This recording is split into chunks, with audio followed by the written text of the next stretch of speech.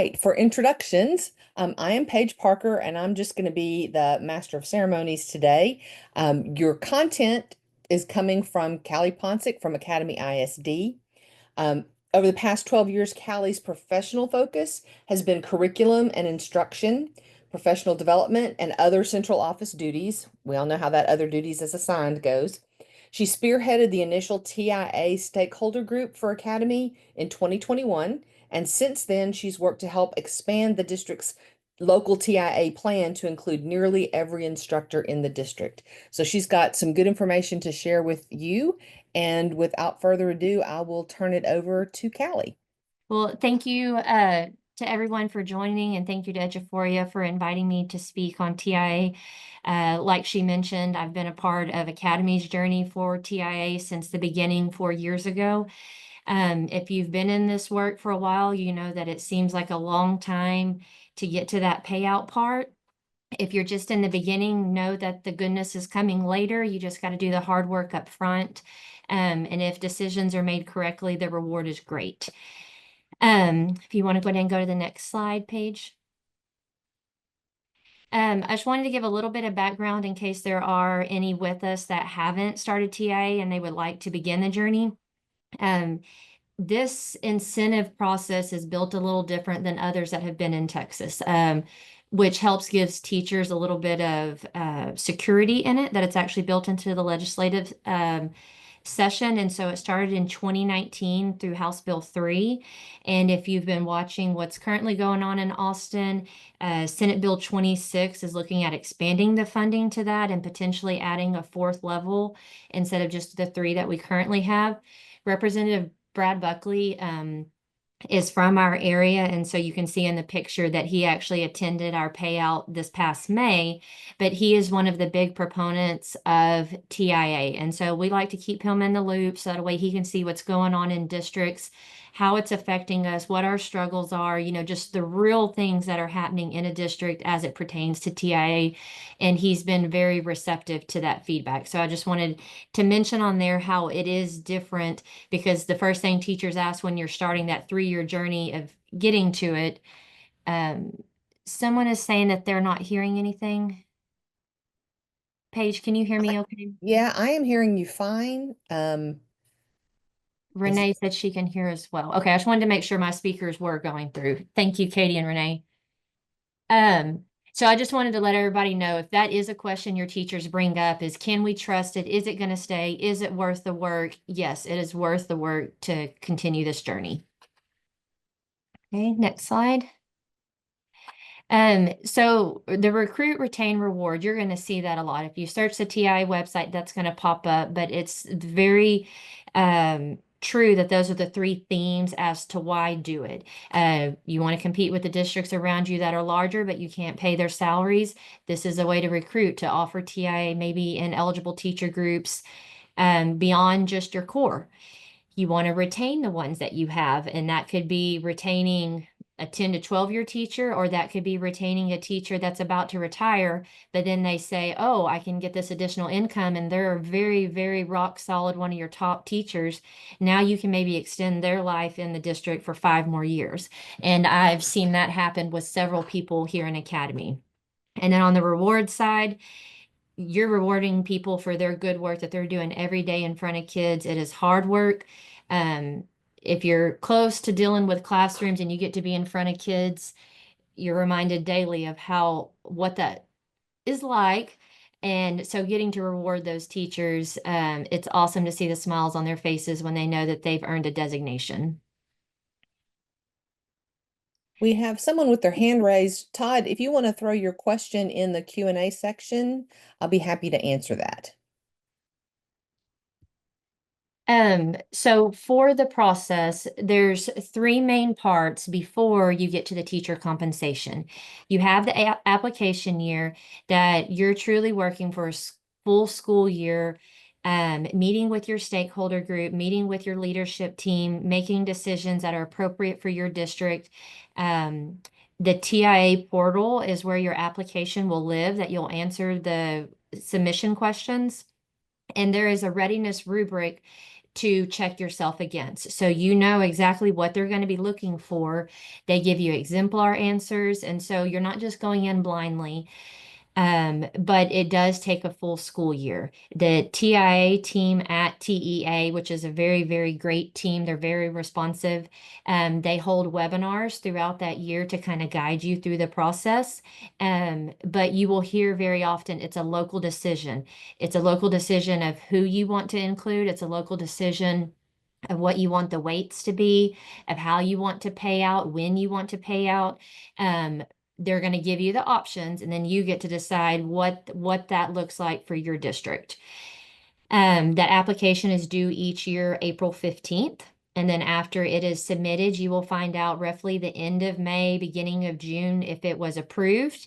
If there were maybe a few components that you didn't meet full readiness, but that they could tell you were on the right track, they will ask you to do a resubmission where you can go back, tweak your answers, look at their feedback, resubmit it by July 1st, and then they will give you one more time to meet full approval. If you don't meet it by that second time, they will ask you to go through it a full year. You'll have to wait till the next April 15th, but they do give that one additional resubmission in case you need to fine tune just a few pieces. But once your application is approved, you then move into the second part of data collection. And so they call that your data capture year. You will start the year with your BOY processes, be it pre-test, post-test, or portfolios, or SLOs, or VAM. Going through that the full year, your teachers will be doing their teacher observation. Majority of people are T-test, but there's some that are Marzano or Danielson. Whichever that may be, you're doing your full process and capturing all your data. At the end of that year, after you have EOY, you will begin the work during the summer. And I highly recommend that to people. Start the work early. So that way your year 3, that data submission file is due in October, usually around like October 15th to 17th. So it's kind of like mid-month. And you will submit that file in the TIA portal as well. Some of that information is going to come out of your SIS. So like if you use Ascender or if you use Skyward, so you're going to be getting that type of information on the personnel, their TSDS, their date of birth, first name, last name. But then the other half of the data is going to come out of your appraisal system. So if you use Strive, they have a file that's built for you to extract that has all your data. It's going to pull it from your summatives, looking at your dimensions, and it makes life very easy because it meets the rest of that criteria. They do have processes as well in Eduphoria to help you handle the student growth side. Depending on if you're doing pre-test, post-test, or portfolios or SLOs, you can house that in Eduphoria as well. If you feel like you need to manipulate it more than those fields, you can house it, like say you have Google Drive, you can build your own files and house it there. But all of that is going to combine together into one file for your data submission. And so you're going to submit it in mid-October, and you will wait until early February. I think this year we found out on February 2nd if we met data validation. So the TIA team partners with Texas Tech, and Texas Tech is the one who runs the data validation. There's 13 checks that they're looking at your data correlation to see, is it aligned with what you're doing? Does it align with your VAM models from STAR data? And there's a whole nother process to that I'm not going to go into the weeds on today. But in a sense, they're checking to make sure that you're designating the correct people in the correct way. Do you have a methodology? Is a methodology that you have in your plan, is it playing out with everyone? Or are there pieces where maybe you're over designating in one category and under designating in another? Do you have appraisers that are very much opposite than each other and they don't appraise in the same manner? So they're doing all those different types of checks through different grade levels, different subjects, and they're going to give you a score report basically back in February, and you'll see how many points did I earn, and just use it like a report card. How can I grow from this? What areas were we weak? Where were our strengths? That's what we need to continue doing. And so that's what I've done in Academy is I've now received 2 of those, and they were very different because we expanded from one year to the next of including a bunch of different people, and that changed our scores. And so I just had to look at it and say, okay, what was the cause of this? What can we do this coming school year to improve those values? So data submission and notification of results will happen in your third year. Teacher compensation is also going to happen in the third year, possibly, if you decide. You really don't want to pay out prior to April because you're going to be doing items and SCOMs inside of Teal during that month of April. And early May is when you'll kind of get like some finalized amounts that then it would be smart to pay after that. The rule just states you have to pay them out prior to August 31st. So that's why I say it could happen in your third year, or you could do it early August when teachers are coming back during in-service. You could pay them out then. I do know of districts that do that. So in a nutshell, there's a lot of items that happen between those 4 different icons, but that's kind of the flow of it. Callie, before you leave the process slide, we have some questions about the applications, the expansions, and modification. The question specifically is, do they require board approval? So can you talk a little bit about how y'all ran your process developing and getting ready for its submission? Yes, ma'am. It does not require board approval. However, I do think it best practice to keep your board informed of your progress and your intentions. So what we have done is we just take it before the board. Like when we were initially applying, that was an informational item. We're beginning TIA. We'll turn in the plan by April 15th. This is the groups that we're planning on submitting, all the little details. And then each year since then, I do a mini presentation to the board of these are the groups we're expanding to. This is who's included this year. Here are our numbers.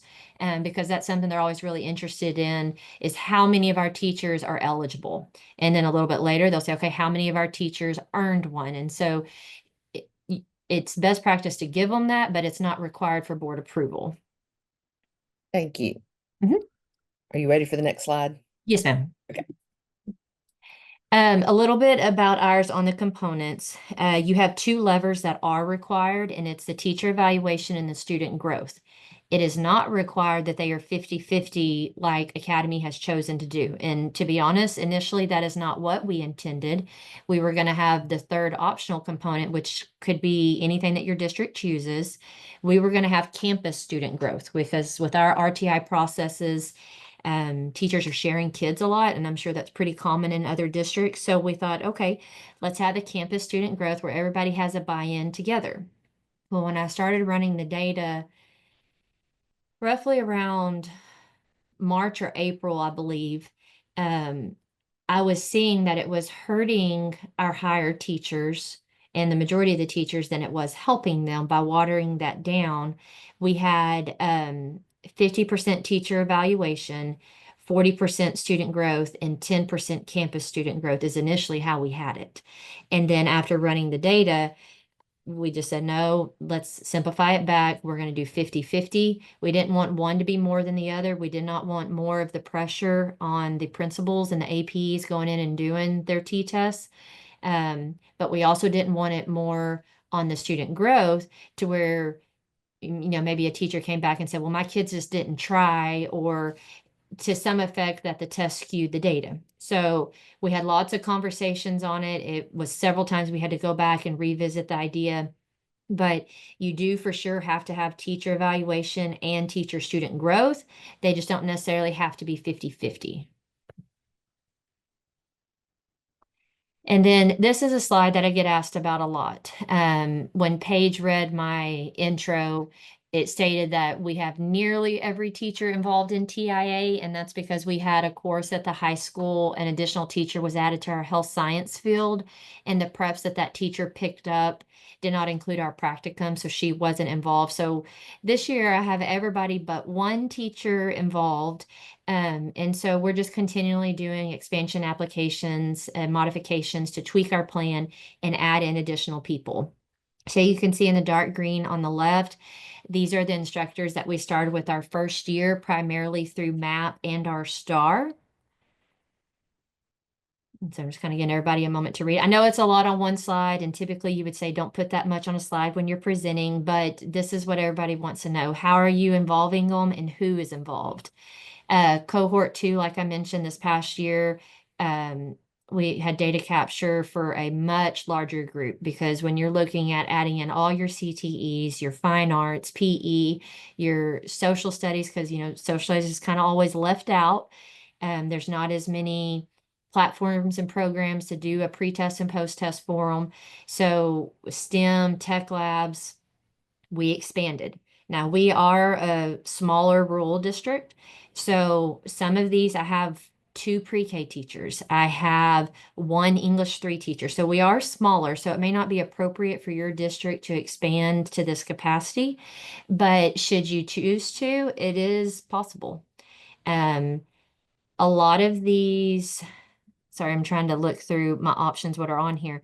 A lot of these we expanded and used TEKSready. That is a item bank that is imported into Eduphoria Aware.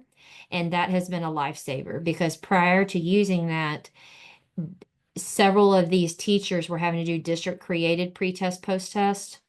It wasn't my favorite, and it was a lot of work on my part and the teachers to get together on that. So when we found TEKSready, we piloted it for about, I don't know, maybe 3 or 4 months, met with the teachers, got a lot of their feedback, and they're like, oh, yes, please, we want to use this. And so worked with Eduphoria and TEKSready, got that imported to Aware. And so the kids take the pre-test and the post-test just like they do a regular unit assessment. And so the teachers love that it's a similar process to what the kids know. It's not something new. They're very familiar with it. There are, sorry, were you going to say something, Paige? Yeah, I'm sorry. We have a question in the Q&A about what assessment you used for life skills special ed teachers. They are on portfolios, and so they are um, we start the basis of their portfolio based off of their IEP because, and I'm sure it's the same, Roxanne, in your district, but your life skills students can range greatly. You can have some that are nonverbal, and then you can have some that maybe are really more on the FA side that get to do push out and some inclusion. But either way, that teacher is responsible for all of them.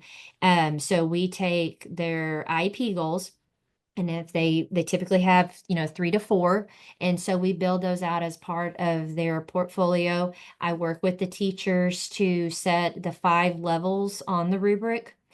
It's not a fun process, and it is a lot more work on their part than say somebody who's getting to do a pre-test, post-test through TEKSready. That one is a lot easier. But the SPED teachers are so thankful to have a chance to be involved, and they work so hard. Um, I know my ECSC teacher at the early childhood campus, she by far has the best portfolio documents of anybody because a SPED teacher knows how to document. They are tracking those IEPs, and so they have really good artifacts. And so I just work with them to tweak their rubric, looking to see is the language quantifiable and is it specific. And so TIA actually has portfolio documents that your district can use to set up that planning process. And we just mirror that process in our district. Each one of them creates those documents, they fill it out, we meet and we review. I would recommend keeping your portfolio group as small as possible because it is very labor intensive, and depending on your other hats in your district, that just may not be doable. Um, so I hope that helped answer her question. It did. We do have another one Okay. for TEKSready. The question is about measuring the growth. Does TEKSready give you the growth measure, or how did you determine your growth measures in your district? They do not, and I would say that is like the only drawback. And so it's going to be a district created growth goal. And so that would be up to your district to determine which method you're going to use. Are you going to do graduated percent increase? Are you going to do one of the gap models? Are you going to do quintile, quartile? Currently, we have graduated percent increase. And over the past 2 years of data capture, there's been some components of that that I don't necessarily like. And so I had a small stakeholder group about a month ago. We reviewed these again. And so for my modification that I'm turning in April, we're actually going to change that, and we're going to be going with the gap method. and particularly a third the gap. And so you would take the perfect score of 100, subtract what their BOI is. So say their BOI score was a 40. So the gap to a perfect score is a 60. Divide that by 3, you'd get a 20. So that kid is expected to grow 20 points. And if you add that back to their BOI of a 40, that would mean their end of year goal would be a 60. And I'm not saying that's what you have to do. There's lots of different options, and TIA has a whole webinar about the different types of growth models if you're doing a district created one. But that's just one of, I think, the 5 main methods. Okay, one more question before we move on. Okay. About how do you handle teachers that teach multiple courses, have multiple preps that Mhm. are maybe using different measures? So when we look at that, we look to see what is the teacher teaching the majority of the time. And then that's what their data is collected through. And that is where I tell the appraisers that their observation needs to be done in that class as well. So like say you have a teacher that does world history and world geography, but maybe they have 5 sections of one and only 1 section of the other. So I'm going to pick the one that they have the majority of. And so there would be a set growth measure for that subject, and that's what they would follow the rules for. Thank you. Does that answer it well enough?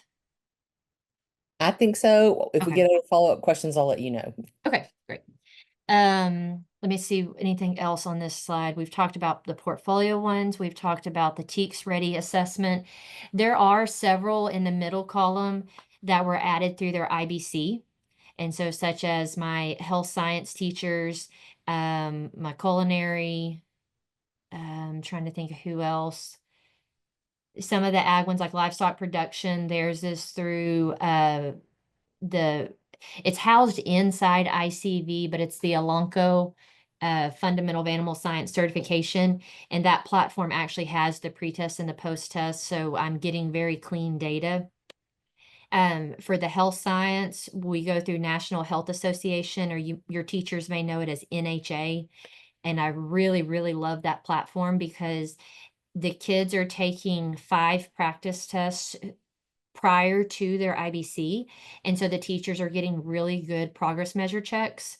I wish all of them were that way, but that one always gives really clean data. So we've got TEKSready, IBCs, pre-K does Circle. So that's one that's another additional one on here. For 8th grade social studies and US history in high school, they've got the STAR test at the end of the year. What we do for beginning of the year is we make a district created release test from STAR, but we do not explicitly take like just the 2023 STAR test, if you know what I mean. We're looking at the blueprint and we're seeing how many TEKs, what's the percentage of the test that needs to be each of these TEKs. And we're building it out of a compilation of maybe the past 3 or 4 item banks. So I don't want it to be the exact test that the kids might could find online if they, got a friend that was in the grade level above them and they know where their pretest is coming from. So I'm getting with those teachers. We're creating it in Aware. We have the STAR test item bank. And so that's where we're pulling from, but using the blueprint from STAR. And I think that covers everybody in the middle section as well as the far right.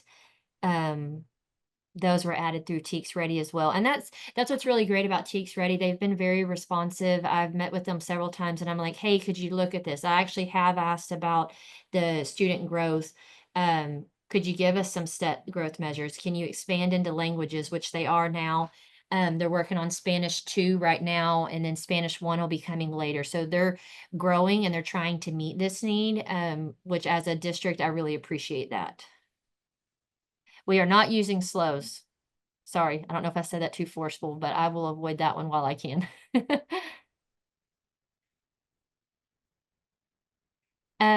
On this slide here, I just wanted to show kind of where our amount came from last year. We had several recognized exemplary and master, and I apologize for not having that number of the individual ones in front of me, but we did pay out $735,000 last May. And that was just the best day ever. It's a long process to go through these 3 years to have finally gotten to that amount to get to, we did big checks. I'm sure you saw in those first pictures. We did not put the name or the amount of the check on that. We just said, like, where you would write out 18,220, we just put master level teacher, because when you get to talking about the 10% came out, then you had tax deductions come out. Everybody's taxes are different. And last but not least, it's not really anybody else's business how much that teacher got, because if they wanted to hang it in their classroom, we didn't want kids making comments about it. So we just put master level teacher, had their name, had their year, all of that information, but they absolutely loved it. Later on in the slides, there's going to be some testimonials linked where once y'all get access to this, you'll be able to watch them. And the teachers were just so thankful. And so it's very rewarding work, even on our end, because we're not the ones getting this money, but to see that for teachers who pour their heart out for their kids to get this type of reward. This year we are tracking, because the amounts won't be finalized until April, but it's going to be roughly 1.3 million, just a little bit over of how much we're paying out, because we expanded to that whole middle group. A lot more of our teachers qualified. And so that's what we're looking at. And so very excited for May. And tonight, actually at the board meeting, I get to share that amount with the board members of how many teachers we had qualify. Awesome. On the financial management side, I would definitely, there will be certain webinars throughout the first 2 years that will pertain to this component. Make sure you have the right people in the room to watch it with you. So anybody that might remotely be involved with it from your business office, have them watch. It's not going to be a waste of their time. It's going to give you a chance to have conversations to build that knowledge, so that way when payout does come around, they've got a working knowledge of how to answer and what's going on. The funds come through on your FSP. And so depending on how much you work on the accounting side, that may be a new acronym to you, because education is full of acronyms, or you may know exactly what I'm talking about. But funds flow to and from your state, to and from the district to the state, and it doesn't negatively hurt your fund balance, because you'll just mark that the funds are due from, and accounting wise, it all balances out. It's okay that it's in the negative. But what is important is that you have the cash flow, because those are two very different things. And when you're paying out your teachers, like say we pay in May, we've got to have the cash flow to write the checks and pay them then. And so that's where we've had a lot of conversations on that, of just understanding the process of these monies. And that could be why some districts, if they don't have as much cash on hand, they may choose to wait and pay out in August, because that benefits them better to not be out of that money for the 3 months until the FSP comes back in September, because that's when the cash flow is going to come back to you. And I don't want to get too much in the weeds, because depending on what part you're in, it's going to be a little confusing. But the TIA team does have very specific webinars that pertain to that. And there's some business office documents that I would recommend printing out and giving to your people, having a meeting and talking it through, talking about the taxes, of which way are you going to set it up? Are you going to do supplemental pay? Or are you going to do stipend pay? On your fund distribution, are you going to do 90% to the teacher and 10% retained by the district? Or are you going to do 95 and 5? You can't retain more than 10% by the district. It's my recommendation to retain the 10%, because it does cost to keep this going. In Academy, we choose to pay the employer fees out of the 10% to try to give a little bit back to the teacher.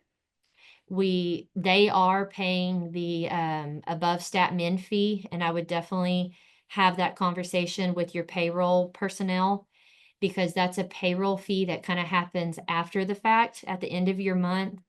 And I'm not going to go in the weeds on that, but just really talk to your payroll people about above stat min, because TRS is only matching a certain portion of that, and your TIA allotment to that teacher is going to bump them above and they're not going to be matching that amount above. So the district's going to be responsible for it.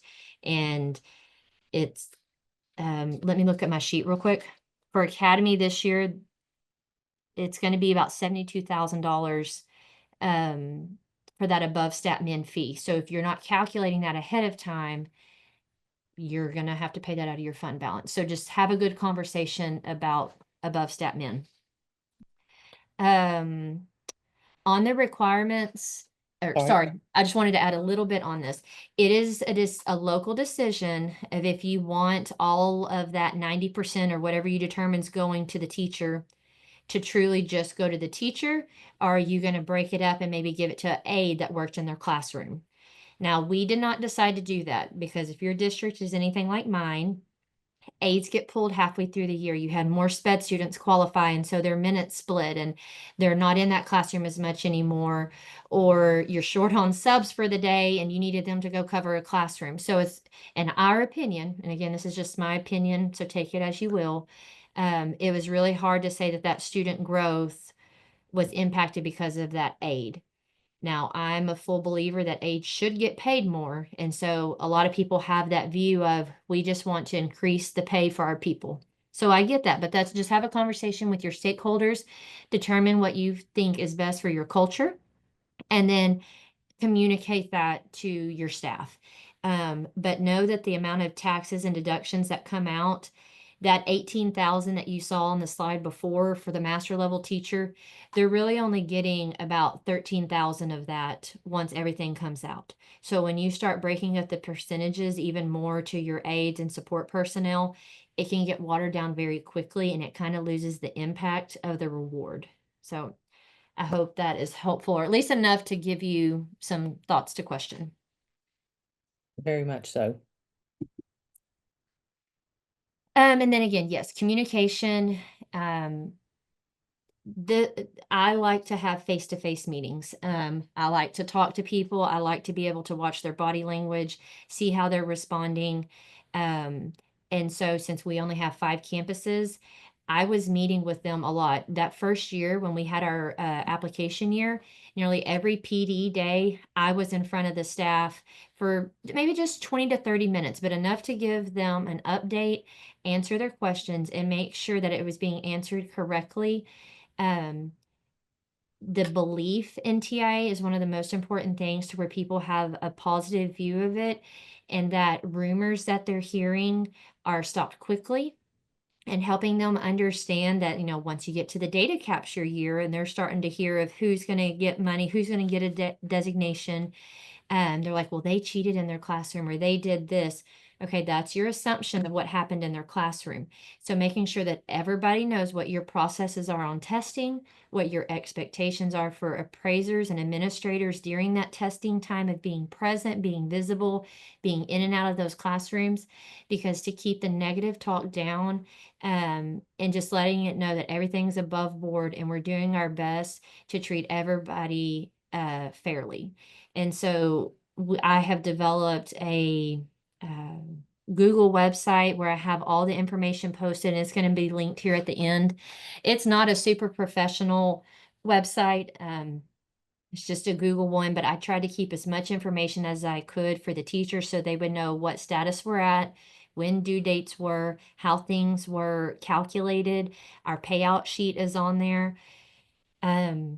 Every now and then, if we were getting in a time crunch on some of our days, I would do a Loom video, cover a particular set of content, and send it out to them and have them watch it like in PLCs, or if they wanted to watch it on their own. And then I would follow that up with a survey. And so that really helped to get good feedback of what I needed to address, because I could tell from their answers, are they understanding this? Did I maybe not explain it as clearly as it sounded in my head? And what are different pockets that maybe we haven't considered yet? And so communicating to your teachers early and keeping them in the loop really helps them feel valued. Did your spending plan address teachers who are no longer performing? So we have discussed this about the spending plan. If, say, somebody earns a designation and then the next year their performance just really drops. We decided to wait and see if this actually negatively impacted us. As of yet, it hasn't, but I get it. We've only had two payout or two full data captures. Um, but that has been a conversation to the teachers that if we feel like somebody's intentionally slacking, we could add that into our spending plan at any time. Now, I would also hope from the principal side, if you notice somebody is slacking that bad and student growth is dropping, then as a district administrator, I expect something else to follow up with that, potentially a growth plan. And that is what we wrote into our plan, is if somebody gets placed on an improvement plan throughout the year, they would forfeit their designation amount. Because we did not want to penalize a teacher that got, say, recognized. So they got the lowest level. And then the next year, there may be like 2 or 3% lower, and they did miss it, but not by a ton. But every year your kids are going to vary. It's not going to be identical data. So we decided for now to not write it, and that they didn't earn another designation, so they couldn't keep it, but just that if they get put on a growth plan, that then they would forfeit it. So here's the slide that I mentioned, those bullets, the links on the right side, you can watch a few of the teachers. One of them, I believe it's the intermediate teacher, she and her husband were able to put a down payment down on a house because of this money. And so just very life-changing experience for these teachers, because one of them, I believe, had some kids going into college, and so she was able to afford to do the things she needed to. And then I believe the last slide has, I apologize. I thought it had the Google website linked on there, but if you go to academyisd.net and search TIA, the Google page that I've built will pull up and you can see some additional resources on there. And But I will try to find that link and add it to the follow-up email. okay, and if you can't, Paige, just let me know and I'll send it to you. I apologize. I thought I had it linked on there. The Texas Association of Local Designation Systems is an organization that I'm on the steering committee for, but it's just a group of districts. We get together once a month. And oh, thank you, Katie. You found it. We get together once a month to just discuss TIA, and it's all the TIA leads, and there's people from Brazosport, Crowley, Burleson. We're all on the steering committee together, so you're getting the view from large district, small district. We have service center personnel that attend as well, and so they'll kind of do updates. But we're talking about, like, what are you doing this month? What applies to TIA right now? What are you preparing for? What are different questions? How are you handling scenarios? And so it's very interactive. And so if you click on that link, once you get it, you'll be able to add a contact for your district and you'll start getting our invites. So to me, that has been very powerful because I like hearing other people's thoughts, listening to districts of other sizes, how they're handling it, and so on. So I wanted to give y'all that link as well. Thank you very much, Callie. This has been excellent information, and I know it's been very helpful to the districts. We did have a couple of questions about some of the things that you mentioned that are in Strive, and so I'm going to take a couple minutes just to point out some of the options that you have. I'm going to go over into Strive, and I'm in as an administrator. So if you are an administrator for your district, you will be able to see all of these things as well. One thing I want to point out is if you go to settings, and there has been a change. There used to be like a little settings for analysis and a little settings for evaluation and one for PD. Now it's all down at the bottom, and we're kind of streamlining the look in the management side. So if I go to settings now, you will see something over here called Manage Student Growth. And this is where you will put your student growth data into the system in order to add it to your TIA report and have it calculate based on that percentage that you decide for your district. There are three ways you can do that. You can manually type them in. So if you're a small district or have a small number of teachers who are eligible, that may be the most efficient. I would just click on the boxes beside their name and type them in. If you are using our student portfolios, you can click on the three dots and import from their portfolio what the did not meet met expected or exceeded expected growth is from the teacher's ratings of their portfolio. Both district people and appraisers can do this section. So if you wanted your principals to pull them in from the portfolios, they have access to do that, or to manually enter that information, or your district level people do as well. But what many of our districts are doing, especially at if the district level is going to be in charge of it, is using this little button up at the top right corner that is an import. So I can click here and I can import my data from whatever testing service. So if you're using NWEA Map and you have a file that you exported of all the teachers and their student scores, as long as you have these fields in your spreadsheet, you can download a template here that gives you those headers so that you don't forget when you start working with the data that that's what has to be in there. You'll upload this information, go find that file, import it, and then it will populate into this page as well. So you may have multiple imports that you need to do, one for Circle, one for Map, one for whatever other services that you are using. But once you have all of your data, in whatever format you get from your vendors, you can get it in the format that has all the fields that we need, import it here, and then that will connect to both the TIA export and the student teacher correlation report. So that's where you'll do the student growth management side. In terms of calculating your percentages, I'm going to go into back to settings and go to the evaluation setup whenever you're in your appraisee type. So I'm going to go over and look at my teacher process. So this is how I'm evaluating teachers. There is a relatively new tab up at the top that says scoring on it. And this is where you're going to go in and say, what are we using to pull our teacher data from, and what percentages are we using for that data? So you'll set this process here in the appraisee type.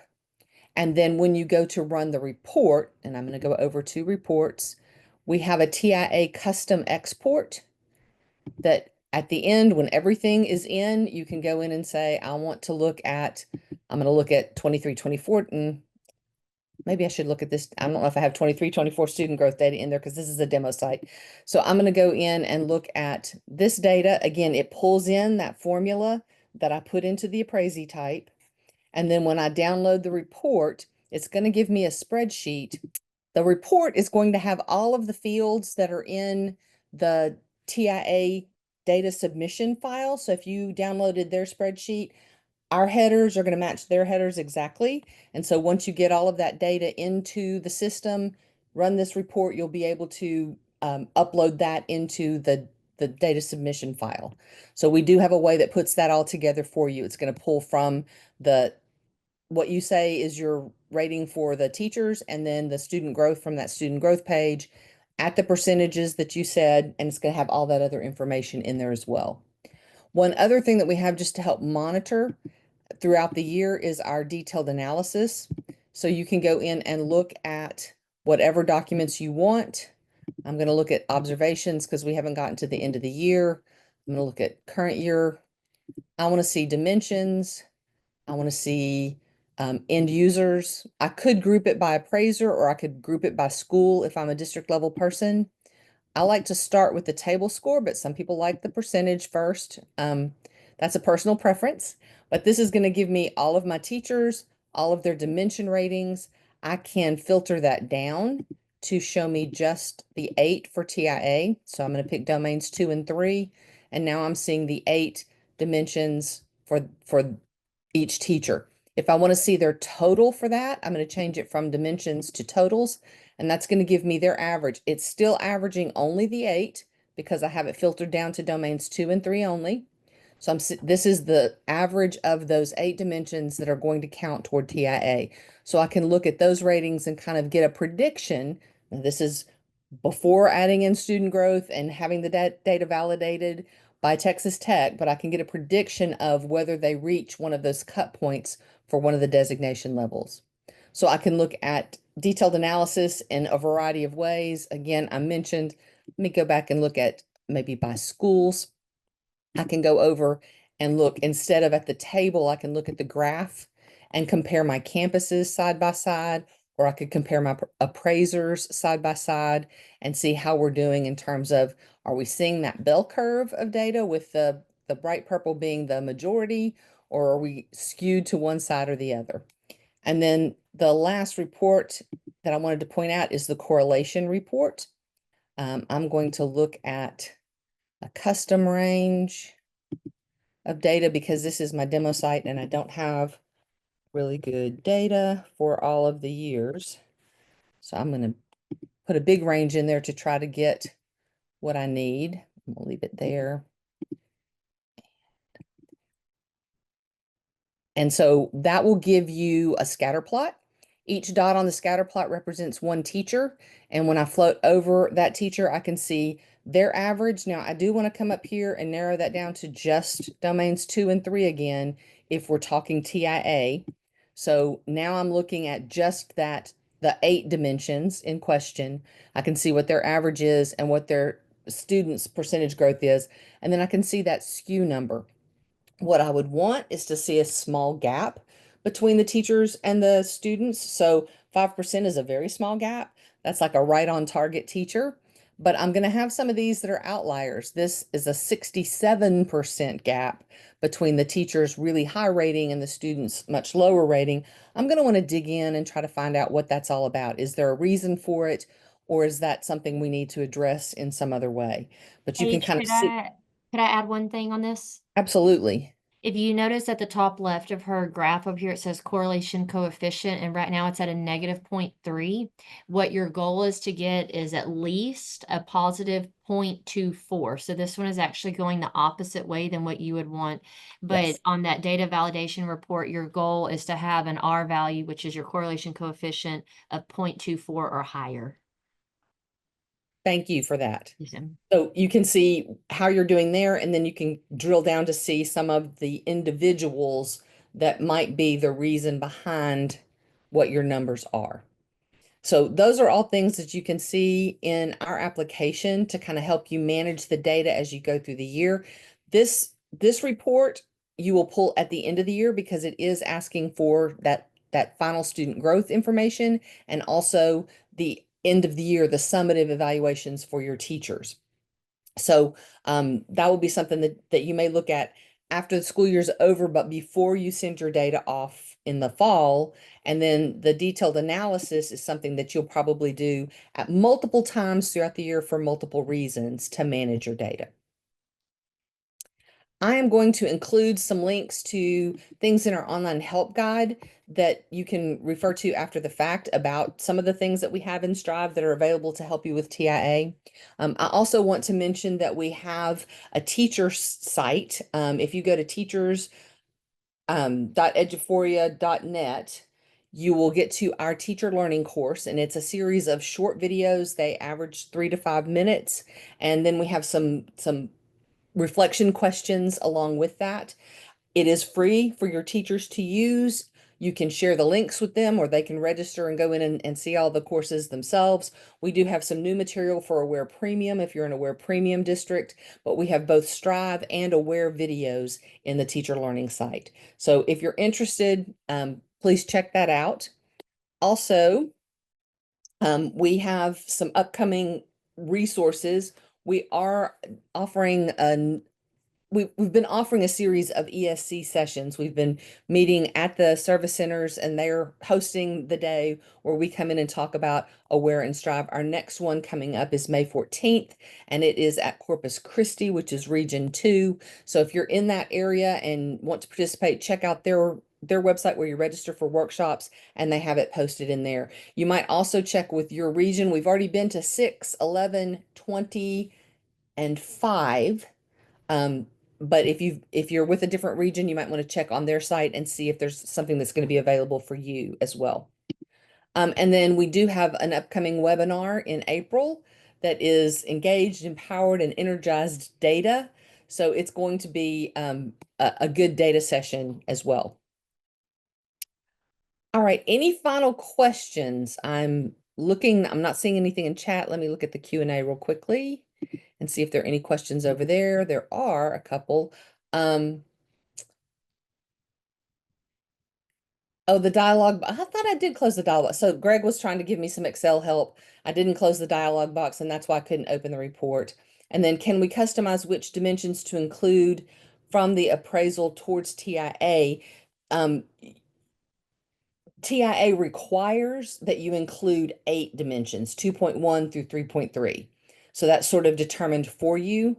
That's what that they would include. Now, if you wanted to include domains 1 and/or 4 as part of your other option, that would not be the teacher rating, but it could be considered in the data for the other. That would be an option. But in terms of what you report for the teacher performance, it's going to be dimensions 2.1 through 3.3. All right. I'm not seeing any additional questions right now. So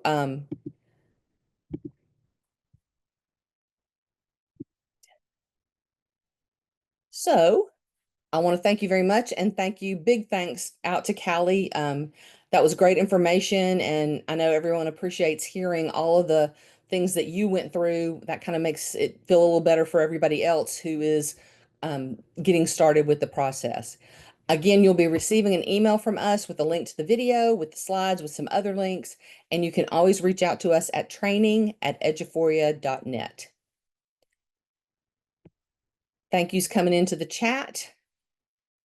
And I will say thank you, and y'all have a great afternoon.